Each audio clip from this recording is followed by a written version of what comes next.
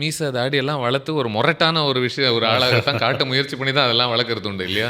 இல்லைன்னா என்னப்பா ரொம்ப அப்பாவியா குழந்தைத்தனமாக இருக்குது அந்த முகம், என்னையும் சேர்த்து நல்லா அதுக்காக தான் பண்ணணும் வைங்க சின்ன வயசுல. பட் தெரில, நானும் கழுத்தறுத்தெல்லாம் பார்த்துட்டேன். ஆட்டோக்குள்ளே வச்சு கழுத்தறுத்துட்டும் பார்த்தாச்சு.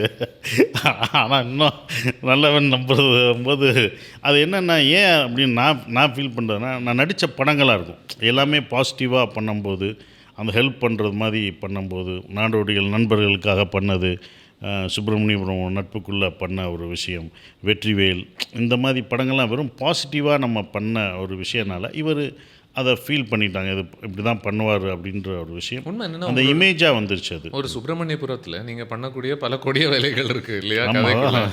அப்படி இருக்கும் பொழுது கூட எனக்கு 1-2 கதாபாத்திரங்கள் மேலே கூட ஐயோ இவரை நம்ப முடியுமா இல்லையான்னு தெரியல. ஆனால் நீங்கள் பண்ணக்கூடிய அந்த அந்த செயல்கள்லேயும் ஒரு ஒரு நேர்மை இருக்கும், ஒரு தர்மம் இருக்கும் அப்படின்றத சுலபமாக கடத்த முடிஞ்சிச்சுன்னு நினைக்கிறேன். நான் மறுபடியும் சில காட்சிகளை ரீவிசிட் பண்ணும்போது. சுப்பிரமணியம் ஆமாம், அதில் கூட இட் கேம் அவுட். ஏன்னா அது இன்னும் சுலபம் இல்லைல்ல. ஏன்னா இவன் இன்னும் ஒரு ஒரு வெள்ளை மனிதன் கிடையாது, அவன் தவறே செய்யாதவன் கிடையாது.